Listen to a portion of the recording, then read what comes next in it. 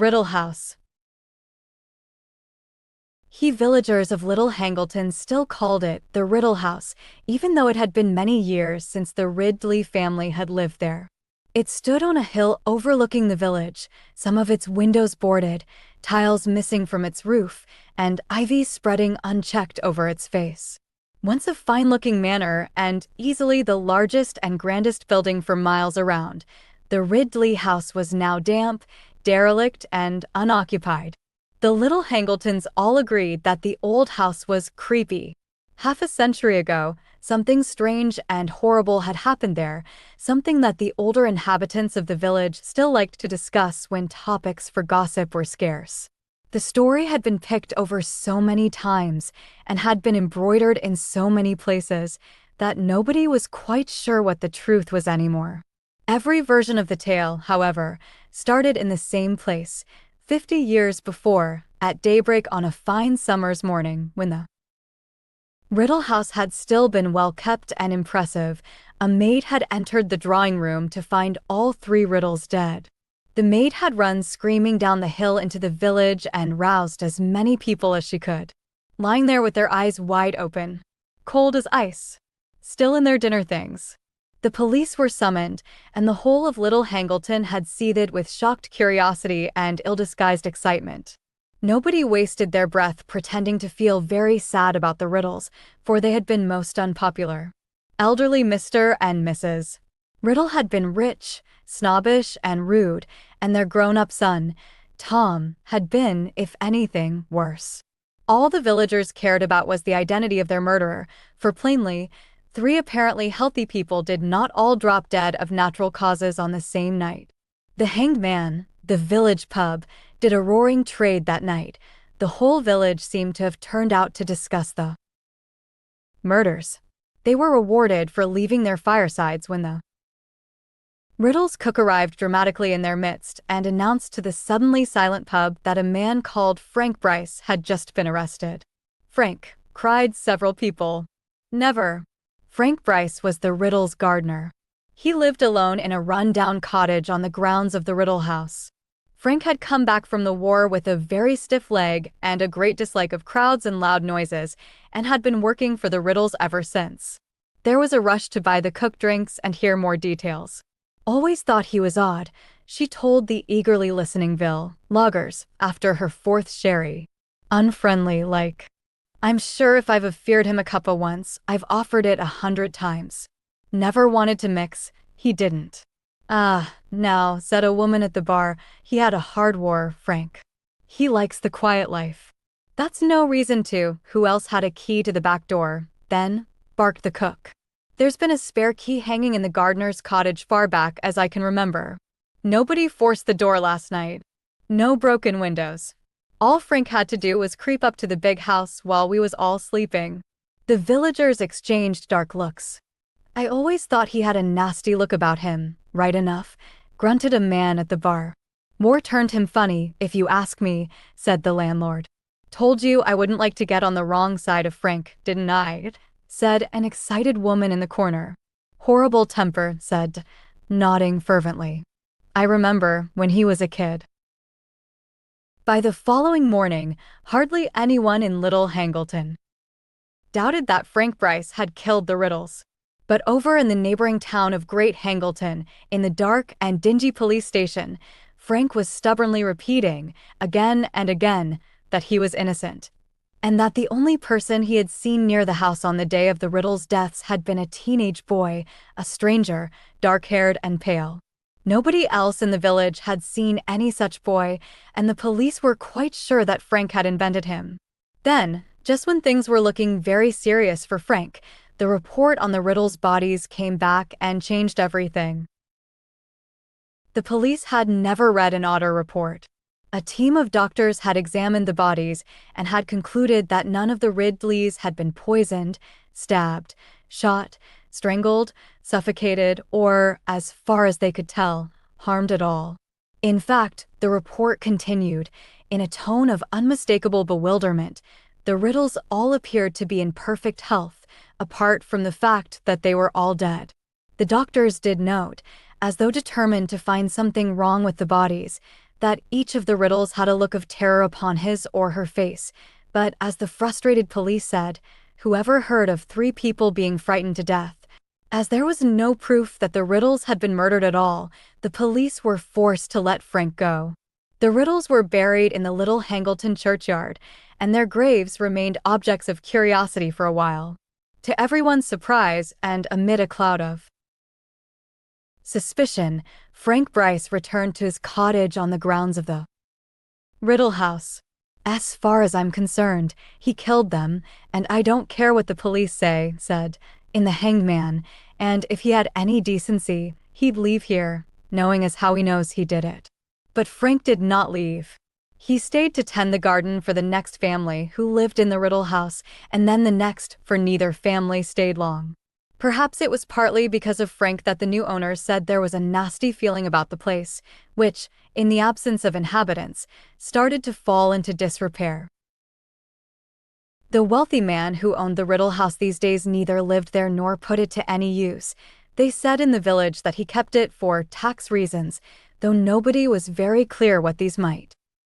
The wealthy owner continued to pay Frank to do the garden however.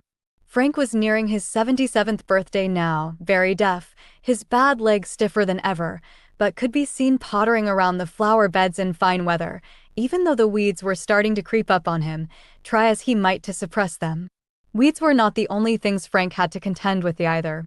Boys from the village made a habit of throwing stones through the windows of the Riddle House.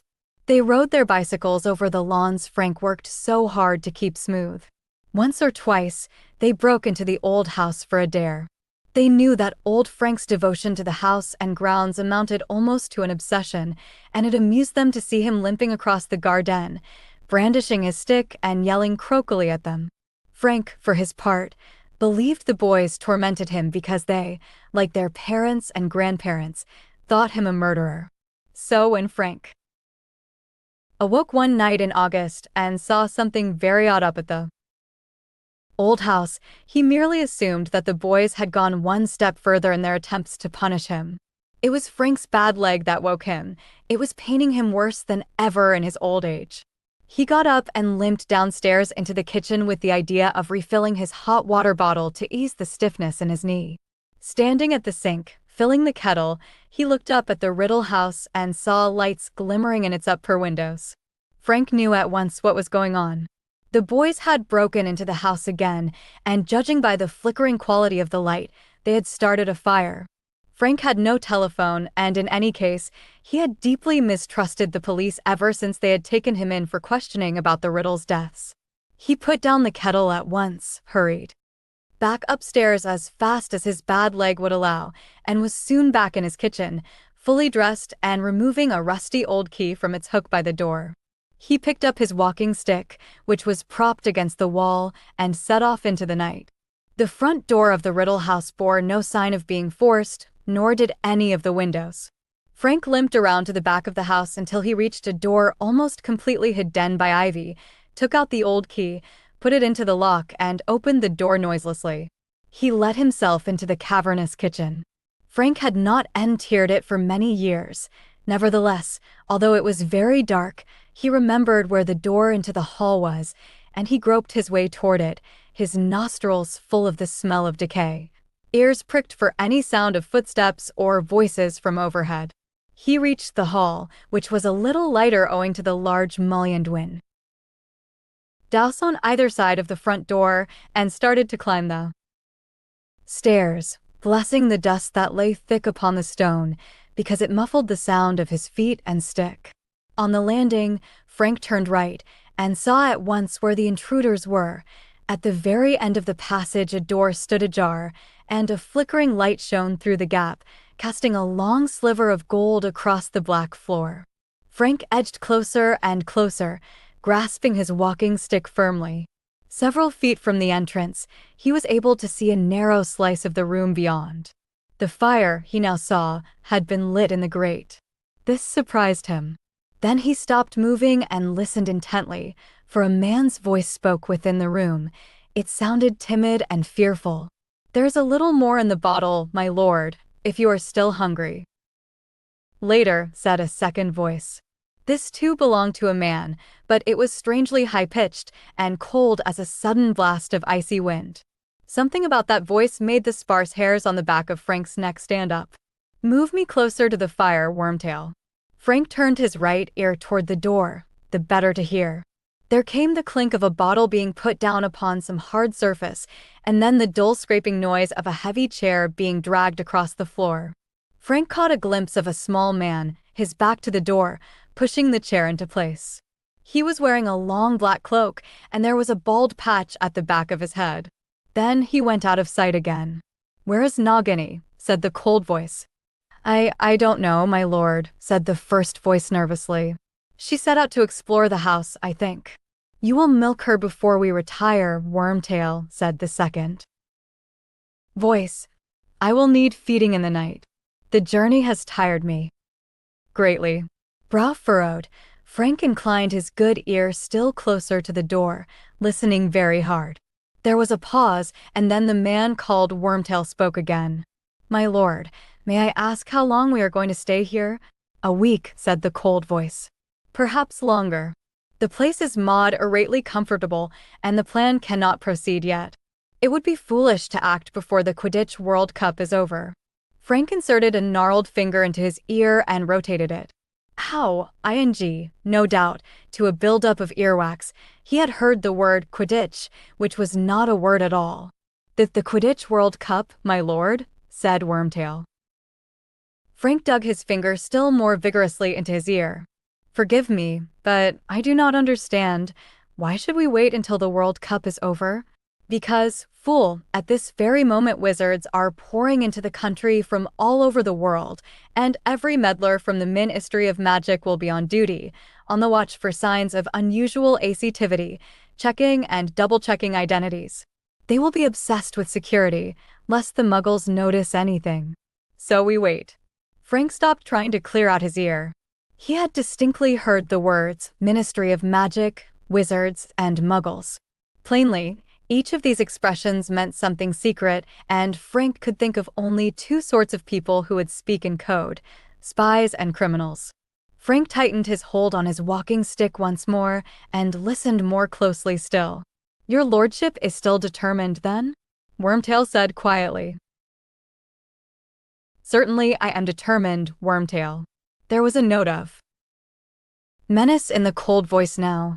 A slight pause followed, and then Wormtail spoke, the words tumbling from him in a rush, as though he was forcing himself to say this before he lost his nerve. "It could be done without Harry Potter, my lord."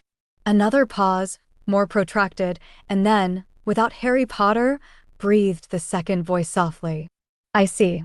My lord, I do not say this out of concern for the boy," said Wormtail, his voice rising squeakily. "The boy is nothing to me, nothing at all. It is merely that if we were to use another witch or wizard, any wizard, the thing could be done so much more quickly. If you allowed me to leave you for a short while, you know that I can disguise myself most effectively. I could be back here in as little as 2 days with a suitable person. I could use another wizard," said the cold voice softly. "That is true." "My lord, it makes sense," said Wormtail, sounding thoroughly relieved now. "Laying hands on Harry Potter would be so difficult. He is so well protected, and so you volunteer to go and fetch me a substitute? I wonder, perhaps the task of nursing me has become wearisome for you, Wormtail? Could this suggestion of abandoning the plan be nothing more than an attempt to desert me?" "My lord, I have no wish to leave you. None at all. Do not lie to me," hissed the second voice. "I can always tell, Wormtail. You are regretting that you ever returned to me. I revolt." "You. I see you flinch when you look at me. Feel you shudder when you touch me." "No. My devotion to your lordship, your devotion is nothing more than cowardice. You would not be here if you had anywhere else to go. How am I to survive without you, when I need feeding every few hours? Who is to milk Nagini?" "But you seem so much stronger, my lord liar," breathed the second voice. "I am no stronger, and a few days alone would be enough to rob me of the little health I have regained under your clumsy care." Silence. Wormtail, who had been sputtering incoherently, fell silent at once. For a few seconds, Frank could hear nothing but the fire crackling. Then the second man spoke once more, in a whisper that was almost a hiss. I have my reasons for using the boy, as I have already explained to you, and I will use no other. I have waited 13 years. A few more months will make no difference.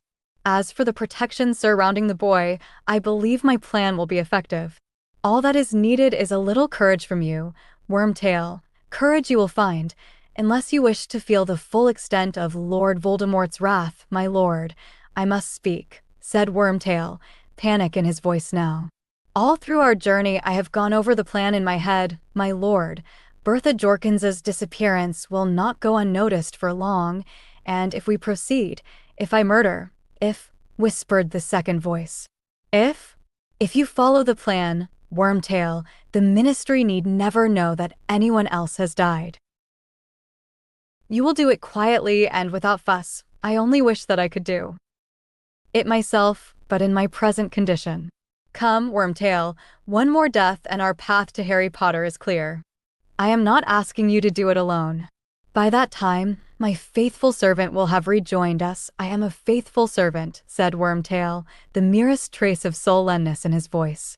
Wormtail, I need somebody with brains, somebody whose loyalty has never wavered, and you, unfortunately, fulfill neither requirement. I found you, said Wormtail, and there was definitely a sulky edge to his voice now. I was the one who found you. I brought you Bertha Jorkins. That is true, said the second man, sounding amused. A stroke of brilliance I would not have thought possible from you, Wormtail, though, if truth be told, you were not aware how useful she would be when you caught her, were you? I thought she might be useful, my lord. Liar, said the second voice again, the cruel amusement more pronounced than ever. However, I do not deny that her information was invaluable. Without it, I could never have formed our plan, and for that, you will have your reward, Wormtail. I will allow you to perform an essential task for me, one that many of my followers would give their right hands to perform. Really, my lord? What? Wormtail sounded terrified again. Wormtail, you don't want me to spoil the surprise? Your part will come at the very end, but I promise you, you will have the honor of being just as useful as Bertha Jorkins. You. Wormtail's voice suddenly sounded hoarse as though his mouth had gone very dry. You are going to kill me too? Wormtail, said the cold voice silkily. Why would I kill you? I killed Bertha because I had to. She was fit for nothing AF to my questioning, quite useless. In any case, awkward questions would have been asked if she had gone back to the Ministry with the news that she had met you on her holidays. Wizards who are supposed to be dead would do well not to run into Ministry of Magic witches at wayside inns. Wormtail muttered something so quietly that Frank could not hear it, but it made the second man laugh, an entirely mirthless laugh, cold as his speech. We could have modified her memory? But memory charms can be broken by a powerful wizard, as I proved when I questioned her. It would be an insult to her memory not to use the information I extract from her, Wormtail. Out in the corridor, Frank suddenly became aware that the hand gripping his walking stick was slippery with sweat. The man with the cold voice had killed a woman. He was talking about it without any kind of remorse, with amusement. He was dangerous, a madman. And he was planning more murders. This boy, Harry Potter, whoever he was in danger. Frank knew what he must do. Now, if ever, was the time to go to the police. He would creep out of the house and head straight for the telephone box in the village, but the cold voice was speaking again, and Frank remained where he was, frozen to the spot. Listen ing with all his might. One more murder, my faithful servant at Hogwarts. Harry Potter is as good as mine, Wormtail. It is decided. There will be no more argument. But quiet. I think I hear Nagini. And the second man's voice changed. He started making noises such as Frank had never heard before. He was hissing and spitting without drawing breath. Frank thought he must be having some sort of fit or seizure. And then Frank heard movement behind him in the dark passageway.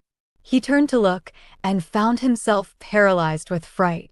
Something was slithering toward him along the dark corridor floor, and as it drew nearer to the sliver of firelight, he realized with a thrill of terror that it was a gigantic snake, at least 12 feet long. Horrified, transfixed, Frank stared as its undulating body cut a wide, curving track through the thick dust on the floor, coming closer and closer. What was he to do? The only means of escape was into the room where two men sat plotting murder, yet if he stayed where he was, the snake would surely kill him. But before he had made his decision, the snake was level with him, and then, incredibly, miraculously, it was passing. It was following the spitting, hissing noises made by the cold voice beyond the door, and in seconds, the tip of its diamond-patterned tail had vanished through the gap. There was sweat on Frank's forehead now, and the hand on the walking stick was trembling. Inside the room, the cold voice was continuing to hiss, and Frank was visited by a strange idea, an impossible idea. This man could talk to snakes. Frank didn't understand what was going on. He wanted more than anything to be back in his bed with his hot water bottle. The problem was that his legs didn't seem to want to move. As he stood there shaking and trying to master himself, the cold voice switched abruptly to English again.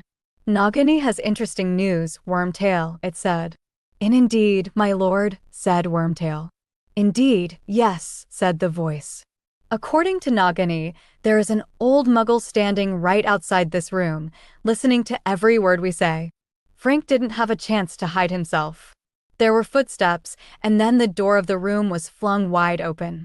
A short, balding man with graying hair, a pointed nose, and small, watery eyes stood before Frank, a mixture of fear and alarm in his face. "Invite him inside, Wormtail." "Where are your manners?" The cold voice was coming from the ancient armchair before the fire, but Frank couldn't see the speaker. The snake, on the other hand, was curled up on the rotting hearth rug, like some horrible travesty of a pet dog. Wormtail beckoned Frank into the room. Though still deeply shaken, Frank took a firmer grip upon his walking stick and limped over the threshold. The fire was the only source of light in the room. It cast long, spidery shadows upon the walls. Frank stared at the back of the armchair. The man inside it seemed to be even smaller than his servant, for Frank couldn't even see the back of his head. "You heard everything, Muggle," said the cold voice. "What's that you're calling me?" said Frank defiantly, for now that he was inside the room, now that the time had come for some sort of action, he felt braver. It had always been so in the war. "I am calling you a Muggle," said the voice coolly. "It means that you are not a wizard." "I don't know what you mean by wizard," said Frank, his voice growing steadier. "All I know is I've heard enough to interest the police tonight. I have. You've done murder and you're planning more. And I'll tell you this too," he added, on a sudden inspiration. "My wife knows I'm up here, and if I don't come back, you have no wife," said the cold voice, very quietly. "Nobody knows you are here. You told nobody that you were coming. Do not lie to Lord Voldemort, Muggle, for he knows. He always knows." "Is that right?" said Frank roughly. "Lord, is it? Well, I don't think much of your manners, my lord. Turn round and face me like a man. Why don't you?" "But I am not a man, Muggle," said the cold voice, barely audibly now over the crackling of the flames. "I am much, much more than a man. However, why not? I will face you. Wormtail, come turn my chair around." The servant gave a whimper. "You heard me, Wormtail." Slowly, with his face screwed up, as though he would rather have done anything than approach his master and the hearth rug where the snake lay, the small man walked forward and began to turn the chair. The snake lifted its ugly triangular head and hissed slightly as the legs of the chair snagged on its rug. And then the chair was facing Frank, and he saw what was sitting in it. His walking stick fell to the floor with a clatter. He opened his mouth and let out a scream. He was screaming so loudly that he never heard the words the thing in the chair spoke as it raised a wand.